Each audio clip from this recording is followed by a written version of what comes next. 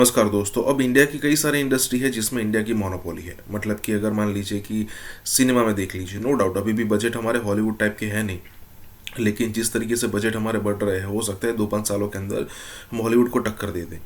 उसके अलावा अगर आप फार्मास्यूटिकल इंडस्ट्री देख लीजिए, उसके अलावा जो आउटसोर्सिंग वाला काम होता है उसमें देख लीजिए, और उसी के साथ एक और फील्ड है आईटी फील्ड, जिसमें दुनिया भर का काम इंडिया में आता है और इंडियंस जो है वो करके देते हैं। लेकिन साथ में एक चीज़ और है कि यही इंडियंस है जो पूरी दुनिया, अमेरिका की जो बड़ी बड़ी टेक कंपनीज है उसको चलाते भी है। लेकिन उसमें ये भी है कि इंडिया में भर भर कर हैकर्स भी पड़े हैं। पाकिस्तान के अंदर आए दिन कोई ना कोई चैनल हैक हो जाता है या फिर कोई ना कोई चीज़ ऐसी हो जाती है कि उनके सिस्टम में खराबी आ जाती है और उनको पता भी नहीं चलता। जब कई दिनों बाद पता चलता है तब उनको रियलाइज़ होता है कि भाई हाँ, यहाँ पर हमारी चीज़ जो है वो हैक हो गई थी, लेकिन तब तक तो हैकर्स ने अपना काम कर लिया होता है। यहाँ पर यही बात हो रही है कि इंडिया जो है वो अपनी आईटी इंडस्ट्री को इतने बड़े लेवल पर कैसे ग्रो कर गया। इसी के साथ ये वीडियो शुरू करते हैं। तरीन साहब, आज ये एक बड़ी कार्रवाई हुई है। आपको पता है जो जंग की मुख्तलिफ शक्लें हैं, और इस वक्त जो हमारी जंग की शक्ल है उसको जो नाम दिया जाता है वो अपनी नौयत पे है, मगर इसके साथ ये जो साइबर वार है इस वक्त, यानी मोबाइल डाटा की अभी बात आई है, इसी तरह के डाटा हैक करने की बात आई है। एक वाकया चैनल के हवाले से भी पहले सामने आ चुका हुआ है। इस हवाले से आप क्या समझते हैं कि कितनी हद तक ये वार जो है वो आगे चल सकती है, और ये कितना ख़तरनाक मंसूबा था? देखिए नकी साहब, मैं आपको अर्ज़ करूं कि अब जंग की शक्लें मुख्तलिफ हो गई हैं। आज से 10 साल, 20 साल, 50 साल पहले जो जंग का तरीक़ाकार था या जंग में जो कुछ इस्तेमाल होता था, अब वो यकसर बदल गया है। अब जंग बिल्कुल उसके अंदाज़, उसके बिल्कुल तरीक़ाकार और आलात बदल गए हैं। अब मुख्तलिफ़ आलात आ गए हैं जिनके ज़रिए जंग की जाती है। और मैं समझता हूँ कि इंडिया हमारा दुश्मन मुल्क है और उसकी इंटेलिजेंस एजेंसी रा, ख़ुसूसी तौर पर रा जो है वो हर वक्त पाकिस्तान दुश्मनी में लगी रहती है। और इंडियंस जो हैं, आपको पता है दुनिया भर में जितनी भी ये बड़ी आईटी की कंपनी हैं, यहाँ इंडियंस बहुत बड़ी तादाद में बैठे हुए हैं। तो वो सारे के सारे पाकिस्तान दुश्मनी में कहीं ना कहीं मुतरक रहते हैं। तो मैं ये समझता हूँ कि हमारी जो खुफिया एजेंसियाँ हैं, ख़ास तौर पर हमारी जो आईएसआई है, उसको हम अपनी दिफा की फ्रंट लाइन जो करार देते हैं। पाकिस्तान की डिफेंस की जो फ्रंट लाइन है वो आईएसआई है। मैं समझता हूँ कि हमारी खुफिया एजेंसी जो है वो हर वक्त तैयार रहती हैं भारतीय साजिशों का मुकाबला करने के लिए, भारतीय अज़ाइम को नाकाम बनाने के लिए। मैं समझता हूँ ये एक बहुत बड़ी साजिश थी। ऐसी बात नहीं है कि आप इस किस्म के हमारे लोगों के कोई टेलीफोन हैक कर लोगे या उनका ज़ाती जो डाटा है वो चोरी कर लोगे। मैं समझता हूँ ये बहुत मौसर जवाब दिया गया है साजिश को नाकाम बनाकर। अच्छा, इसी हवाले से ये जो डाटा हैक करना है, डाटा चोरी करना है, ज़ाती तौर पर वैसे तो आपके इल्म में है, आपने एक बड़ा वक्त मुख्तलिफ हुकूमतों को भी देखा है और आप सहाफ़त की दुनिया से भी वाबस्ता हैं, आपने एजेंसीज़ की कार्रवाइयाँ भी देखी हैं।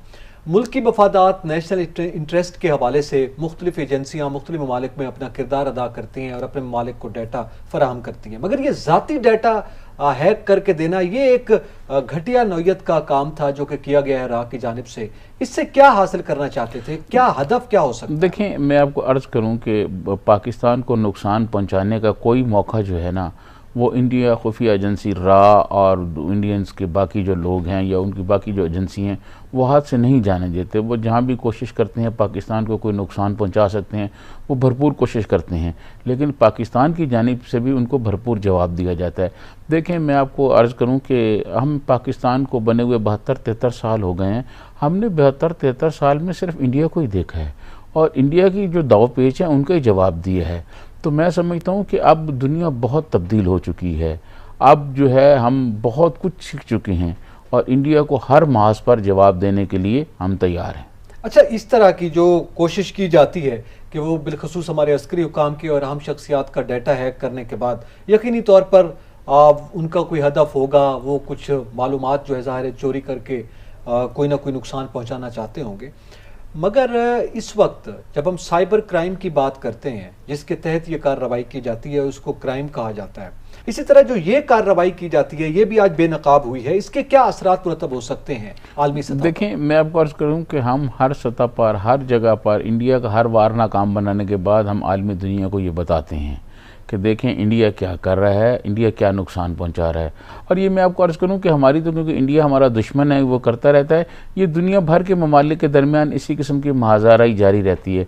आपको याद होगा सदर ट्रंप ने चाइना की कई कंपनियों को जो है उस पर बैन किया हुआ है और उनके दरमियान एक महाजाराई चल रही है। इसी तरह सदर ट्रंप के जो इलेक्शन के दौरान जो है वो रशियन मुख्तलिफ कंपनियों पर इल्ज़ामात लग गए कि उन्होंने ये किया। ये तो चलता रहता है ये, लेकिन इसके लिए जवाब के लिए तैयार रहना ये एक बहुत बड़ा, मैं समझता हूँ, कारनामा होता है, ताकि हमारे मुल्क को नुकसान ना हो।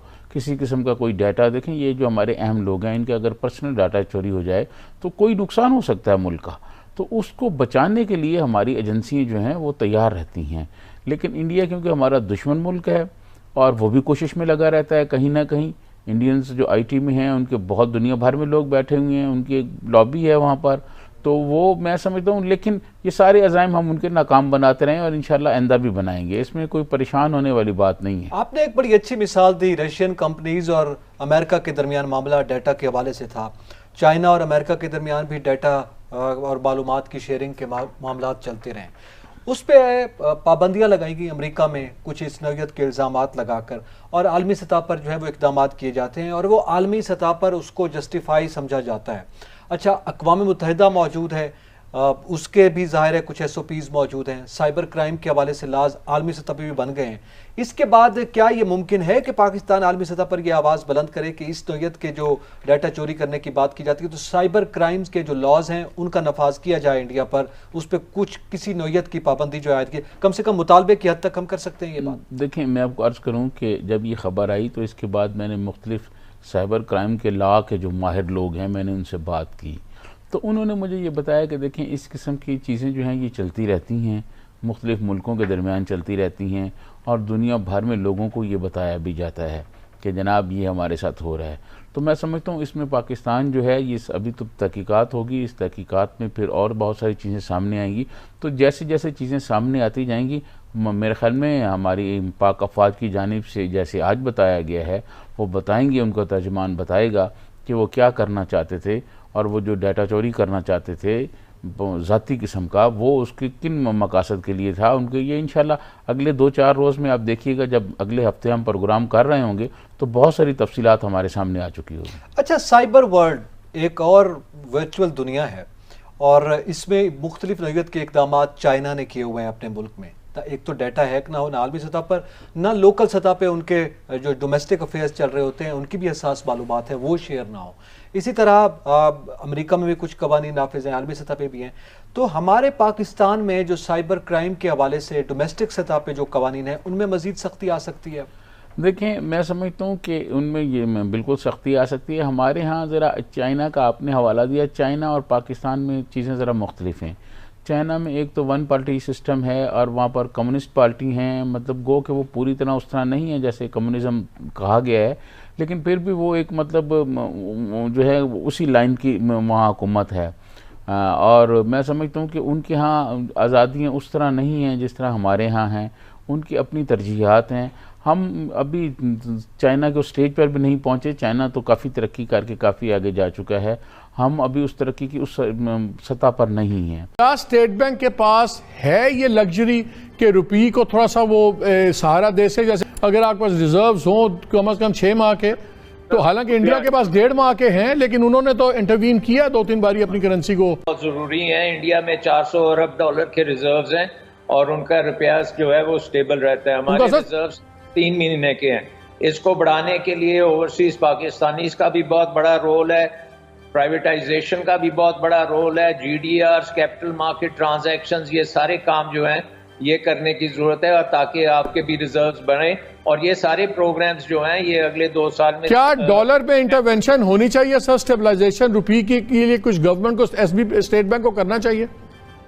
अगर आपके पास 6 महीने के रिजर्व्स होंगे तो फिर आप स्टेबलाइज विद इन अरेंज कर सकते हैं। वैसे मैं अभी फिगर्स देख रहा था, इंडिया के तो रिजर्व्स 639 बिलियन क्रॉस कर गए, 400 से तो बहुत ही आगे चले गए। उन्होंने कहा जनाब आपका जो डिफेंस बजट है 3 साल पहले तक आप अपने इंटरनल जो वसाइल थे पाकिस्तान के उनसे मीट कर रहे थे, अब उन्होंने कहा जनाब आपका 45 आपके अपने हैं और वहां 55% बाहर से कर्जा लेकर डिफेंस रिक्वायरमेंट मीट हो रही हैं। जरा अंदाजा करें जरा ये पता नहीं बात लोगों को समझ आ रही या नहीं आ रही कि पाकिस्तान का जो डिफेंस है, ये उनके आज आके हफीज वो पाशा साहब कह रहे थे, ये जो है ये सारे का सारा तो नहीं, मतलब 50% हम बाहर से कर्जा ले रहे हैं, कर्जे लेके या तो हम तनख्वाहें दे रहे हैं आके अपनी फौज को, या पेंशन के पैसे दे रहे हैं, या जो हमने कुछ आगे खरीदारी करनी है वो कर। जिस मुल्क का दिफा अगर आगे 45 या 50% जो है लोन पे चल रहा हो, ये अभी 3 सालों की बात बता रहे हैं। एक और बात उन्होंने की, उन्होंने कहा आपने बैठ के टैक्स एग्जम्पशन दिए हैं, जो बड़े बड़े लाडलों को, जिसकी बात आमिर भी कहते रहते हैं,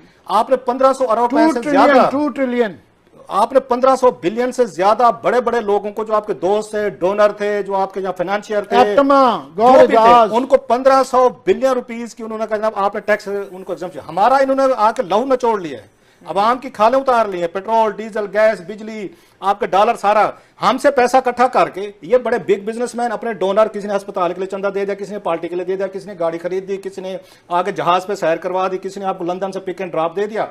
50 साल तक हमारा और इंडिया का जो डिफेंस के बजट का गैप था वो $2 बिलियन से कभी नहीं था बढ़ता, फ्लक्चुएट करता था कम ज्यादा। अभी जो है हम 11-12 बिलियन डॉलर पे पहुंचे हुए हैं, और वो चाइना के साथ लड़ाई की रेस के अंदर 90 और 100 के करीब जाने को है, $100 बिलियन। सो जो ये जो $90 बिलियन का जब ये फर्क आ जाएगा तो कैसे आप मुकाबला कर पाएंगे कि आपने जो मेन दुश्मन आपका वही रहता है। उनका 1.5 महीने का कवर है। चैट अवाम को, शहरियों को बता देता हूं कि जनवरी 2020 से सितंबर 2021 तक लेकर भारत में जो खाने पीने की अशिया की जो इन्फ्लेशन थी वो 5.6% थी, और पाकिस्तान में वो तकरीबन 18% है। तो इसका डॉलर, एनर्जी सेक्टर या और चीज़ों से, बाहर की चीज़ों से ताल्लुक नहीं है, इसका आपके ज़राअत के शोबे के अंदर जो बहरान है उससे ताल्लुक है। अब आ जाते हैं डॉलर, उन्होंने डिप्रिशिएट होने दिया। आप कह रहे हैं लोगों को, पहले कहते थे अमेरिका से डॉलर आएंगे तो मुल्क चलेगा, फिर कहते थे चाइना से डॉलर। तो इन हालात में आपने मीडिया को इस काबिल ही नहीं छोड़ा कि इसकी कोई क्रेडिबिलिटी बनती, ये कोई खबरें बनाते। इंटरनेशनल तौर पर पाकिस्तान के मीडिया को उसी तरह BBC की तरह या कुछ दीगर की तरह उनको रिकग्नाइज किया जाता, तो वो ये कह रहे थे कि इंडियन मीडिया की बात दुनिया में ज्यादा सुनी जाती। मीडिया को इन्होंने मजाक बनाया हुआ, ये अपने पाँव की जूती बनाना चाहते हैं। मैं बता दूं, जितने बढ़ते लगड़ बगड़ अपने पास बिठा ले। तो इंडिया का जो सोशल मीडिया का देखिए ज़रा, वहाँ पर बात किस तरह की जाती है, जबकि यहाँ पर सिर्फ इतना आता है लोगों को कि वो किसी के खिलाफ आकर नीचे गालियाँ लिख दें। इसलिए अफगानिस्तान का मीडिया हमारे खिलाफ एक्टिव हुआ है, इंडिया का मीडिया हुआ है, दुनिया भर के मीडिया में हमारे खिलाफ खबरें लगना शुरू हुई हैं और हमारे खिलाफ ट्रेंड चलने शुरू हुए हैं। तो फिर अब आप कहते हैं कि पाकिस्तान मीडिया जो खड़ा हो और आपकी जंग लड़े या पाकिस्तान की जंग लड़े, वो कैसे लड़े? उसमें वो कैपेसिटी जो है रह नहीं गई।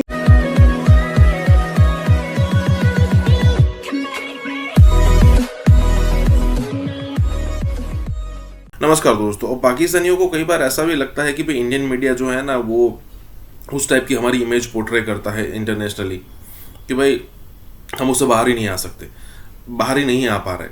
अब दिक्कत यह है यहाँ पर कि भाई इंडिया के पास कई सारे इंग्लिश चैनल है, हिंदी और अलग अलग और तो है ही, हिंदी, गुजराती, उर्दू, पंजाबी, मराठी, अगर आप साउथ में जाए तो कन्नड़ा, चेन्नई कन्नड़ा और तेलुगु, तमिल, कई सारी हमारी जो रीजनल न्यूज़ चैनल भी है। लेकिन इंग्लिश न्यूज़ चैनल भी कई सारी है जिससे हम अपना जो एक पॉइंट ऑफ व्यू है वो दुनिया के सामने रखते हैं, और एक नहीं है, बहुत सारी है। और पाकिस्तान में अगर देखो तो सिर्फ एक ही चैनल है जो इंग्लिश, मतलब, और वो भी यहाँ पर मुझे जहाँ तक पता है तो फिर गवर्नमेंट वाली है। तो गवर्नमेंट का जो स्टांस होगा उसको वो दिखाना पड़ेगा। कहने का मतलब ये है कि हमेशा ये पाकिस्तानियों को कंप्लेंट रहती है कि इंडिया पाकिस्तान की जो इमेज है ना बहुत ख़राब दिखाता है और हम उस सिचुएशन से बाहर ही नहीं आ पाते। तो यहाँ पर यही बात हो रही है। इसी के साथ ये वीडियो शुरू करता है। मैं चाह रहा हूँ, मुझे लग रहा है कि ये हुकूमत सांस रोकने जा रही है साफियों की, ये मेरी राय है। अब ये डेवलपमेंट रोकने जा रही है, अभी रोके नहीं। मैं इखलाकन बात नौकरी से फारग करना, बंदे मरवाना, इस प्रोग्राम में तुमने नहीं जाना, इस प्रोग्राम में तुमने नहीं जाना, ये से तुमने नहीं बोलना, बे से तुमने नहीं अब ये निजाम बनाने लगे। क्या पिद्दी और क्या पिद्दी का शोरबा, इनकी जुर्रत है। इनका रूहानी ज़ियाउल हक ने पूरा जोर लगा लिया, मुशर्रफ ने लगा लिया। I was president Punjab union of journalist, उस वक्त एक यूनियन थी। 87 दिन लाहौर में जुलूस निकाला है जब नवाज मुशर्रफ ने एक ऑर्डिनेंस लाया था कि मीडिया बंद कर देंगे। मीडिया को इन्होंने मजाक बनाया हुआ, ये अपने पाँव की जूती बनाना चाहते हैं। मैं बता दूं, जितने बढ़ते लगड़ बगड़ अपने पास बिठा ले। मीडिया पर पाबंदी इनकी ख्वाहिश के मुताबिक नहीं होगी, कोई ना कोई अल्लाह ताला चिराग जलाता रहेगा। शुरू हो जाते हैं। सो पाकिस्तानी मीडिया जो है इसको तो आपने अपने पाँव पे खड़ा ही नहीं होने दिया। इसकी रेपुटेशन या इसकी जो आज न्यूट्रलिटी होती, दुनिया अगर मानती कि हाँ पाकिस्तान का मीडिया जो है वो आज़ाद है और यहाँ पे कोई भी खबर छाप सकती है और कोई इस्टेब्लिशमेंट का, हुकूमतों का कोई दबाव नहीं है, फिर तो बात समझ में आती है कि ठीक है कि हाँ पाकिस्तानी मीडिया इस वक्त जो बात कहेगा वो नरेटिव अगर स्टेट का और इस्टेब्लिशमेंट का लेकर चलेगा अफगानिस्तान के मसले पे तो दुनिया इसको मानेगी। अगर पाकिस्तान का मीडिया करे भी सही तो ये पाकिस्तान के अंदर सुनी जाएगी, क्योंकि अंग्रेजी दुनिया तो इंग्लिश आपकी चैनल्स अगर देखें, इंडिया में बहुत सारे इंग्लिश चैनल्स हैं, पाकिस्तान में एक भी नहीं है शायद। कि क्या पाकिस्तानी मीडिया जो है वो वाकई इस वक्त वो इस्टेब्लिशमेंट की मदद कर सकता है? जैसे मैंने कहा कि जो मतलब सैडली मैं उसका मीडिया का हिस्सा हूँ और मैंने बड़े करीब से कुछ चीज़ें देखी हैं कि वाकई ये बात ठीक है कि पाकिस्तानी मीडिया को नहीं खड़े होने देगा। लोग कुछ भी कहते रहे, आप लोग इससे नहीं वो डिफ़र करेंगे कि यहाँ पे आज पाकिस्तानी मीडिया की वो क्रेडिबिलिटी नहीं है, वही स्टोरी चलती है। तो इस पर खैर एक बात में से मैं भूल गया कि जब ये गुफ्तगू हो रही थी ये कहा गया कि जनाब कि जब भी कोई खबर चलती है तो साथ में हमारे पे इल्ज़ाम लग जाता है या फलां का आप उसका एजेंडा लेके चल रहे हैं, एजेंडे वाली खबरें आप चला रहे हैं, ग्रुप पे इल्ज़ाम लग जाता है। Anyway coming to the point, अब बड़ी दिलचस्प बात है कि 3-4 साल से जब से इमरान खान साहब की हुकूमत आई है इसी मीडिया को फेंटी लगाएगी, इसी मीडिया के जो बात नहीं मानेगा, हमारी मर्जी की रिपोर्ट नहीं करेगा, जर्नलिज्म नहीं करेगा, वो जेल जाएगा। तो इन हालात में आपने मीडिया को इस काबिल ही नहीं छोड़ा कि इसकी कोई क्रेडिबिलिटी बनती, ये कोई खबरें बनाते। इंटरनेशनल तौर पर पाकिस्तान के मीडिया को उसी तरह BBC की तरह या कुछ दीगर की तरह उनको रिकगनाइज़ किया जाता। तो वो ये कह रहे थे कि इंडियन मीडिया की बात दुनिया में ज़्यादा सुनी जाती है। तो इस वक्त जब इमरान खान साहब कहते थे कि पाकिस्तानी मीडिया बिकाऊ है, ये झूठा है, ये फेक न्यूज़ देता है, ये बिका हुआ है, ये एजेंडे चलाता है, ये करप्ट है, इतने सारे इल्ज़ामात लगाने के बाद जो एस्टेब्लिशमेंट जो उसको सपोर्ट भी करते थे इल्ज़ामात को, क्योंकि बहुत सारे उसको घुटनों पे लाने के बाद अब अचानक जब डेवलपमेंट्स बदली हैं, अफगानिस्तान का मीडिया हमारे खिलाफ एक्टिव हुआ है, इंडिया का मीडिया हुआ है, दुनिया भर के मीडिया में हमारे खिलाफ खबरें लगना शुरू हुई हैं और हमारे खिलाफ ट्रेंड चलने शुरू हुए हैं, तो फिर अब आप कहते हैं कि पाकिस्तानी मीडिया जो खड़ा हो और आपकी जंग लड़े या पाकिस्तान की जंग लड़े, वो कैसे लड़े? उसमें वो कैपेसिटी जो है रह नहीं गई, उसको एडवाइस पे चलाया गया। एक दिन पाकिस्तान का प्राइवेट मीडिया होगा, कारगिल वार के बाद जब इंडियन मीडिया ने आंसलाट की थी और हमारे पास रिपीट भी था, तो एस्टेब्लिशमेंट ने सोचा कि जनाब हमें भी यहाँ प्राइवेट चैनल्स लाने चाहिए जो इंडियन उसका मीडिया के प्रोपेगेंडा का मुकाबला करें। वो तो सारे का सारा मकसद ही फौत करके रख दिया। आपने खुद ही मीडिया की जान ले ली, उसको आके घुटनों में बिठा दिया, उसको क्रिपल कर दिया। जब क्रिपल हो गया पूरी दुनिया में बदनामी हो गई कि पाकिस्तान का मीडिया जो है वो एस्टेब्लिशमेंट उसको कंट्रोल करती है। इमरान खान साहब उसको सख्ती के साथ ओपनली कहते हैं, हर इंटरव्यू में कहते हैं। उनकी ट्रोलिंग उन्होंने लोग रखे हुए हैं, सोशल मीडिया टीमें रखी हुई हैं जो सहाफ़ियों की किरदार कुशी करती हैं, गालियाँ देती हैं, उनको झूठा पता नहीं बला क्या कहते हैं। अब उसी झूठे मीडिया से, झूठा मैं कह रहा हूँ, फेक मीडिया से, करप्ट मीडिया से, टूथलेस मीडिया से अब ये कहा जा रहा है कि अफगानिस्तान के मसले में हम फंस गए हैं। अमेरिकन, इंडियंस, अफगानिस्तान और प्लस यूरोपियन वो मीडिया जो है ना वो आंसलाट उसकी हो रही है, आप हमें रेस्क्यू करें, हमारे साथ खड़े हैं और हमें दें। तो इंडिया का जो सोशल मीडिया का देखिए ज़रा वहाँ पर बात किस तरह की जाती है, जबकि यहाँ पर सिर्फ इतना आता है लोगों को कि वो किसी के ख़िलाफ़ आकर नीचे गालियाँ लिख दें, बुरा भला कह दें और चले जाएं, दैट्स इट। ये काम होता है और कोई काम नहीं है। आप मुझे बताइए पाकिस्तान में कितने चैनल्स हैं इस वक्त जो इंटरनेशनल पॉलिटिक्स पे बात कर रहे हैं, जो अफ़गानिस्तान की सिचुएशन पे बात कर रहे हैं। पाकिस्तान के आम लोगों को तो पता ही नहीं उसकी जो है वो, तो यही सोशल मीडिया पे कुछ लोग हैं जो इसके हवाले से बात कर रहे हैं। पाकिस्तान के अंदर मीडिया तो इसके ऊपर कोई काम नहीं कर रहा, कितने हैं, और समझ बूझ ही नहीं है कि कभी भी दो ऐसे कंट्रीज़ के मीडिया का कंपैरिजन नहीं हो सकता जहां पर एक मुल्क में हमेशा जमहूरियत कायम रहे और उसी एक ऐसी ज़बरदस्त डेमोक्रेटिक वहाँ पर सिस्टम हो, एक ऐसी जमहूरियत हो जिसकी बेस पर उनकी इकॉनमी और सब कुछ खड़ा हो, और ऐसी जमहूरियत जिसकी तारीफ़ की जाती हो दुनिया में भी। और दूसरा कंट्री एक ऐसा हो कि जहाँ पर जमहूरियत की वो बुरी हालत हो कि आगाज़ से लेकर अब तक तमाम अदवार जो हैं वो सिविलियन हुकूमतों से ज़्यादा फ़ौजी डिक्टेटरशिप्स रही हो। हम क्या कर रहे हैं, आपस की रंजिशें और जो इंटरनल पॉलिटिक्स है वो हो रही है। इंटरनल पॉलिटिक्स में जब हम इतना फंस जाएंगे कि हम सिर्फ एक दूसरे को गद्दारी के टैग लगाने का काम ही किया करेंगे, हम पॉलिटिकल पार्टीज़ के एजेंडे लेकर आगे चलेंगे, हम कहेंगे कि आज जो है ये इसके हक़ में एक कैंपेन बनानी है, हुकूमत के हक़ में हम कहेंगे आज अपोजिशन के ख़िलाफ़ कैंपेन बनानी है, और हमें ये इल्म ही नहीं होगा कि इंटरनेशनल लेवल पे क्या गेम्स खेली जा रही हैं और वो कहाँ पहुँच चुके हैं और हम कहाँ रह गए हैं। तो फिर यही कुछ होगा।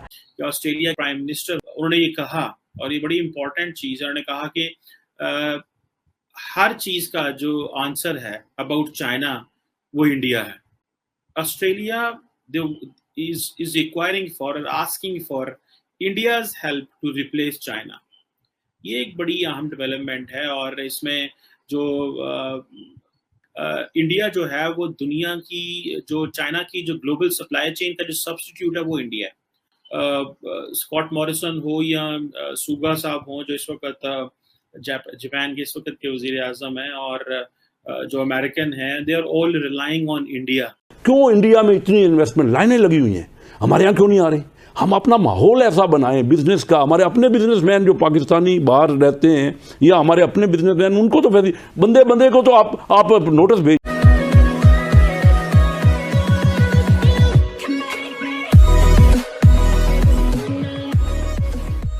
नमस्कार दोस्तों, अब यहाँ पर सिर्फ ऑस्ट्रेलियन पीएम की बात नहीं है, हर जगह की बात है कि जहाँ जहाँ देखो जो लोग हैं जो चाइना से यहाँ पर चाइना के हिसाब से यहाँ पर डरे हुए हैं, या फिर चाइना ने जिन को शिकार बनाया हुआ है, उन सबको पता है कि भाई उनका सबसे बड़ा सॉल्यूशन भारत ही है।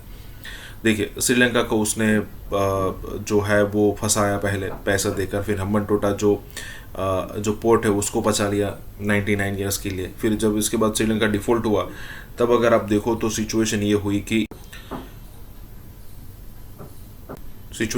गई कि चाइना ने यहाँ पर हाथ खड़े कर दिए और उन्होंने कोई मदद करने से मना कर दिया, और ये भी कह दिया कि चाइना यहाँ पर श्रीलंका डिफॉल्ट जो हो रहा है वो हमारे हिसाब से नहीं हो रहा है। हमारे हिसाब से मतलब हमने जो डील की थी वो तो सब कुछ ठीक है, श्रीलंका के अच्छे के लिए थी, वो चला गया। उसके बाद इंडिया ने यहाँ पर 3 से 4 बिलियन डॉलर की मदद करके श्रीलंका को ऊपर लाने की ट्राई की है। तो मतलब कहने का मतलब है कि चाइना की जो ये दादागिरी है उसका सिर्फ और सिर्फ जवाब इंडिया है। इसी के साथ ही वीडियो शुरू करते हैं। मालाबार नेवल एक्सरसाइजेस हैं, ये हो रही हैं 26 अगस्त से लेके 29 जो है वो ऑन द कोस्ट ऑफ गोम जो है उसके ऊपर, और जिसमें ऑब्वियसली जो क्वाड कंट्रीज हैं जिसमें इंडिया, यूएस, ऑस्ट्रेलिया और जापान जो है वो पार्टिसिपेट कर रहे हैं। That is known as 25th edition of the Malabar exercises. और इसमें यह है कि जो ऑस्ट्रेलिया है उसके बारे में ये कहा जा रहा है कि Australia is requiring for or asking for India's help to replace China। ये एक बड़ी अहम डेवलपमेंट है, और इसमें जो एक चाइना का ऑल्टरनेट चाहता है, तो क्या India has that potential and capability? क्योंकि इस वक्त अगर देखें तो चाइना और ऑस्ट्रेलिया का जो एक समझ लें कि जो 2-वे ट्रेडिंग पार्टनर है चाइना और ऑस्ट्रेलिया, दैट इज अमाउंट वो कोई तकरीबन दैट इज 250 बिलियन डॉलर के करीब ये है, 250 बिलियन डॉलर के करीब है, जो कि बाय द वे 2020 में ये जो बायलैटरल जो ट्रेडिंग है ये कम हुई है, 3% कम हुई है। ये इसमें ये एक बड़ी इम्पोर्टेंट चीज़ है। उसके साथ साथ अगर देखा जाए तो जो इंडिया और जो ऑस्ट्रेलिया के जो पार्टनरशिप है, जो 2-वे ट्रेडिंग पार्टनरशिप है, that is about around 25 billion dollar के करीब है, जो कि that is not a very big number obviously, लेकिन इन दैट सिचुएशन बेसिकली जो ऑस्ट्रेलियंस हैं दे वांटेड कि हमारे जो ताल्लुकात हैं इंडिया के साथ अच्छे हों। अगर आपको याद हो कि ऑस्ट्रेलिया के एक प्राइम मिनिस्टर हुआ करते थे टोनी एबट, और उन्होंने एक बेसिकली फ्री ट्रेड को कॉन्सेप्ट भी इंडिया के साथ जो था वो किया था, बात की थी। और अब जो टोनी एबट थे वो चाहते थे, उन्होंने ये कहा, और ये बड़ी इंपॉर्टेंट चीज़ है, उन्होंने कहा कि हर चीज़ का जो आंसर है अबाउट चाइना वो इंडिया है। These were very big words of the former Australian, जारी बात स्कॉट मॉरिसन है, जो ऑस्ट्रेलिया के प्राइम मिनिस्टर हैं, लेकिन वो कहा करते थे कि जो चाइना के बारे में हर क्वेश्चन का जो जवाब है वो इंडिया है। जिस तरह वो बात है ना कि जी जो ट्रेड है वो भी that is about economics, politics, की सारी चीजें जो हैं दे गो साइड बाय साइड। सो उन्होंने ये कहा कि जो टोनी एबट जो थे उन्होंने ये कहा बैक इन 2014 जब ये नरेंद्र मोदी तब इंडिया के प्राइम मिनिस्टर थे, उन्होंने कहा कि India obviously that accounts for a democracy, और इंडिया के अंदर जो स्टील और फार्मास्यूटिकल हैं उसमें ऑलमोस्ट दुनिया पे नंबर 2 पे है इंडिया, और इनकी अपनी सिलिकॉन वैली है। सो वो ये जो इंडिया चाइना जो सॉरी ऑस्ट्रेलिया के प्राइम मिनिस्टर टोनी एबट जो थे वो कहा करते थे, और उन्होंने ये कहा कि जो इंडिया जो है वो दुनिया की जो चाइना की जो ग्लोबल सप्लाई चेन का जो सब्स्टिट्यूट है वो इंडिया है।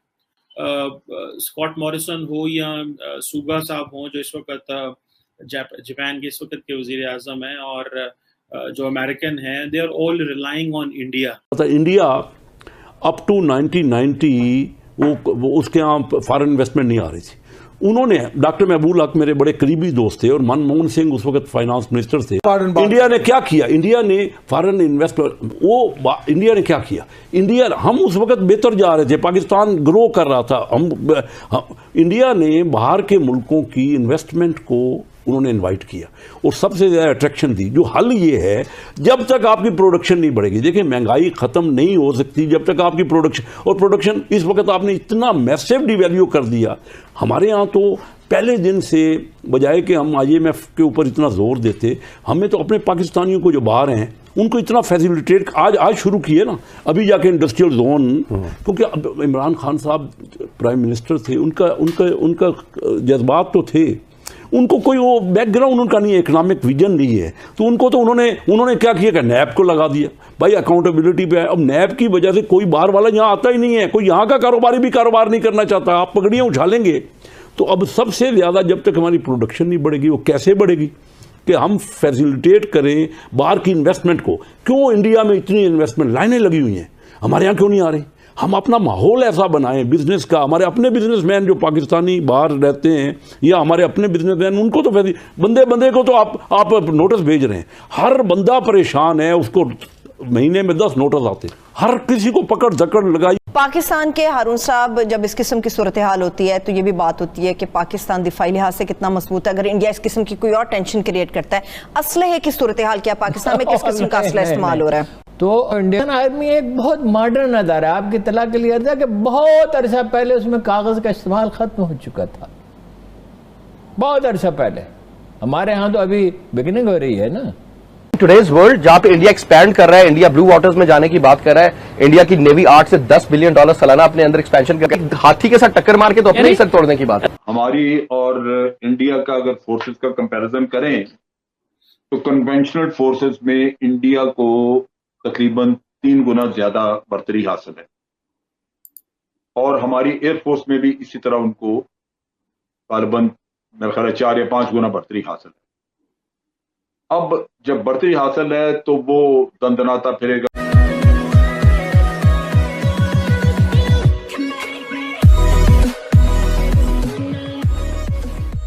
नमस्कार दोस्तों, वन मोर एग्जांपल कि उनका कहना है कि भाई इंडियन आर्मी बहुत एडवांस है पाकिस्तान से, और यहाँ पर एक एग्जांपल भी दिया गया है कि इंडियन आर्मी के अंदर कागज़ का जो यूसेज है वो बहुत सालों पहले ख़त्म कर दिया गया था और पाकिस्तान आज तक नहीं कर पाया हो, इवन इनिशिएट भी नहीं कर पाया है।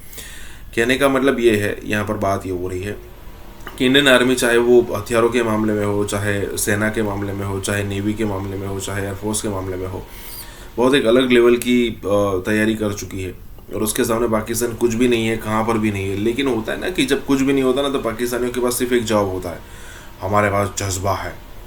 मतलब पता नहीं उस जज्बे का कौन सा अचार बनता है वो हमें पता नहीं है, और जज्बे वाला जो वर्ड है ना उसका आंसर मेजर गौरव आर्या बहुत अच्छी तरीके से देते हैं। लेकिन ठीक है, यहाँ पर यही बात हो रही है कि इंडियन आर्मी को किस टाइप का एज अवेलेबल है या फिर एज पर है और किस तरीके से वो पाकिस्तान को बर्बाद कर सकता है। इसी के साथ ही वीडियो शुरू करते हैं। पाकिस्तान के हारून साहब, जब इस किस्म की सूरत हाल होती है तो ये भी बात होती है कि पाकिस्तान दिफाई लिहाज से कितना मजबूत है। अगर इंडिया इस किस्म की कोई और टेंशन क्रिएट करता है, असलहे की सूरत हाल क्या पाकिस्तान में किस किस्म का असला इस्तेमाल हो रहा है? अगर कौम साथ हो जैसे 65 में साथ थी, 71 कोई मिसाल नहीं है, 2 डिवीजन आर्मी थी, सारी दुनिया भागी हुई आएगी। 2 दफा तो अपना CIA का चीफ है दिल्ली पहुंचे जब उन्होंने हमला करने, 1 दफा तो ज़िया-उल-हक ने रोक दिया और 2 दफा इसराइल के साथ मिलकर कोटा पे बमबारी का मंसूबा बनाया। वो उनके पास एटम बम है, वो चंद घंटे में पुर्जे जोड़ के तुम्हें उड़ा देंगे। वो तो दुनिया जंग की आधी दुनिया तबाह हो जाएगी अगर एटमी जंग होती है, तो वो तो सवाल ही नहीं पैदा होता। उससे भी अहम बात यह है, उसका मुआवजा उनको ताजिक पता नहीं क्या है लफ्ज है, ताजार समथिंग उनका जहाज है, उससे तो फार सुपीरियर जो इंडिया ने बनाया है। उनका टैंक है अर्जेंट टैंक। अहमक आदमी हुक्मरान था, नीम पागल, और 3 आदमी इक़्तिदार की जंग में भुट्टो और शेख मुजीबुर रहमान वो लगे हुए थे, यही खां। तो इंडियन आर्मी एक बहुत मॉडर्न अदारा है। आपकी इत्तला के लिए था कि बहुत अरसा पहले उसमें कागज़ का इस्तेमाल ख़त्म हो चुका था, बहुत अरसा पहले। हमारे यहाँ तो अभी बिगिनिंग हो रही है ना अदारों में। हमने बलूचिस्तान में उन्होंने इतनी कोशिशें की, अमेरिका की आशीर्वाद थी, अफगानिस्तान का रास्ता, यहाँ भी उन्होंने अफगानिस्तान का रास्ता इस्तेमाल किया। ईद गुल जो है वो अफगानी है ना, वो तो लियाकत अली खान को कत्ल करने के लिए कि एक अफगानी को इस्तेमाल किया था। वो पाकिस्तानी पासपोर्ट हो, हर चीज़ बन जाती है, आपको पता ही है। यहाँ इतना बड़ा बॉर्डर था, अब बंद कर रहे हैं ना, अभी पूरी तरह बंद नहीं हुआ। शेख रशीद के बयान में सिर्फ तार मुकम्मल हो गई है 30 जून को, वैसे मुकम्मल नहीं हुई है। ठीक है, ठीक। तो अफगानिस्तान की आप बात कर रहे हैं, कोई हमला नहीं होगा। कश्मीर को भूल जाओ, इंडिया की बालादस्ती तस्लीम कर लो और टेररिज्म होता रहे अफगानिस्तान के से, इसका तो सवाल ही नहीं। ये नहीं, ये जो बात मैं भी कर रहा था कि वो अपना तालिबान से कोई बहुत उम्मीद वाबस्ता नहीं की जा सकती, ठीक है, नहीं की जा सकती, मगर ये तो हमारे दुश्मन है ना, गंदी गालियां देते हैं और यहाँ कत्ल कराते हैं लोगों को। हमारी और इंडिया का अगर फोर्सेस का कंपैरिजन करें तो कन्वेंशनल फोर्सेस में इंडिया को तकरीबन 3 गुना ज्यादा बढ़तरी हासिल है और हमारी एयरफोर्स में भी इसी तरह उनको गालिबन मेरे ख्याल 4 या 5 गुना बढ़तरी हासिल है। अब जब बढ़तरी हासिल है तो वो दंदनाता फिरेगा। डिटरेंस का मतलब ये है कि आपने दूसरे को रोक दिया कि मुझे मत मारना, डिटर कर दिया। अब पाकिस्तान डरा हुआ है, डिटरेंस तो मौजूद है कि आप डर के पहले ही ना करें, लेकिन अगर आप करें तो फिर हम आपको कुछ ना कुछ सजा देंगे, क्योंकि हमने ऐसी फोर्स रखी है जो आपसे सुपीरियर और हम तो आपका इलाका कैप्चर कर लेंगे। ये उनकी सोच है कि चाइना को एक मैसेज चला जाए कि अगर आपने हमला किया तो हमने बड़ी एक मजबूत फोर्स डिफेंस में भी रखी हुई है, डिफेंस में भी मजबूत फोर्स रखी हुई है और उसके साथ आर्मी लेवल पे हमने बड़े रिजर्व रखे हुए हैं स्ट्रॉन्ग किस्म के। और ये जो रिजर्व्स हैं ये हमारी स्ट्राइक कोर्स के अलावा है।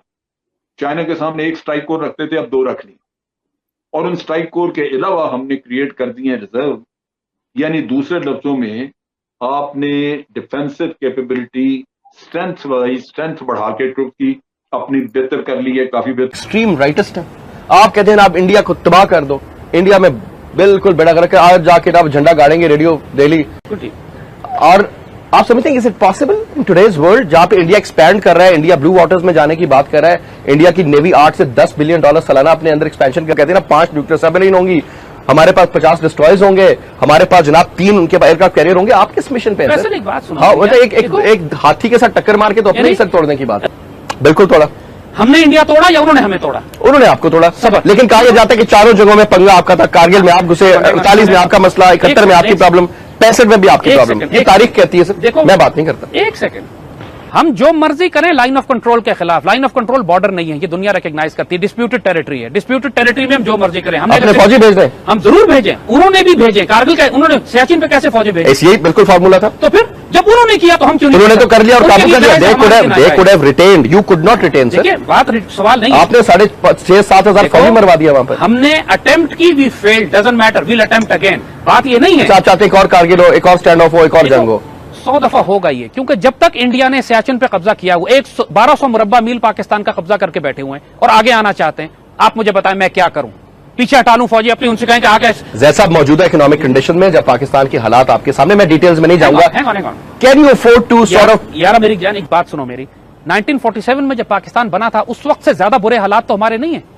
और यही वो मैसेज अखबार के जरिए दे रहे हैं चाइना को, पाकिस्तान को, कि भाई ये गलती ना करना है इधर आने की, ये डिटरेंस मौजूद है, हम आपको डिटर कर रहे हैं, हम आपको पहले से डरा रहे हैं, अगर आप आए तो हमने ये रखा हुआ। तो रिएक्शन टाइम को कट किया जाए, उसका तरीकाकार ये उन्होंने किया कि बड़ी छावनियां बनाने की बजाय छोटे बैटल ग्रुप तैयार किए और छोटी छावनियां बॉर्डर के साथ साथ उनको अकोमोडेट करने के लिए छोटे छोटे आप कह लीजिए कि विलेज साइज की चीजें बनानी शुरू कर दी।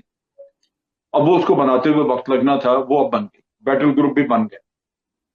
ये कोल्ड स्टार्ट का पहला कंपोनेंट है कि आपने रिएक्शन टाइम कम कर दिया, कबल इसके कि दुश्मन यानी हम पाकिस्तान की इंटेलिजेंस को पता लगे कि आप जंग के लिए तैयार हैं या आप आ रहे हैं, वो रिएक्शन टाइम आपने कम किया और अब आप बॉर्डर के इतने करीब हैं कि जिस दिन आपको कहा आप चंद घंटों में बॉर्डर पे पहुंच जाएं। डिटर कर रहे हैं, आपको समझा रहे हैं कि आप ये ना समझें कि हमने चाइना की तरफ ट्रुप ज्यादा मूव कर दिए हैं तो यहाँ पे हम कमजोर हैं, लिहाजा आपको टेम्पटेशन हो कि आप हमला कर दें और आप कैप्चर करें हमारी टेरिटरी।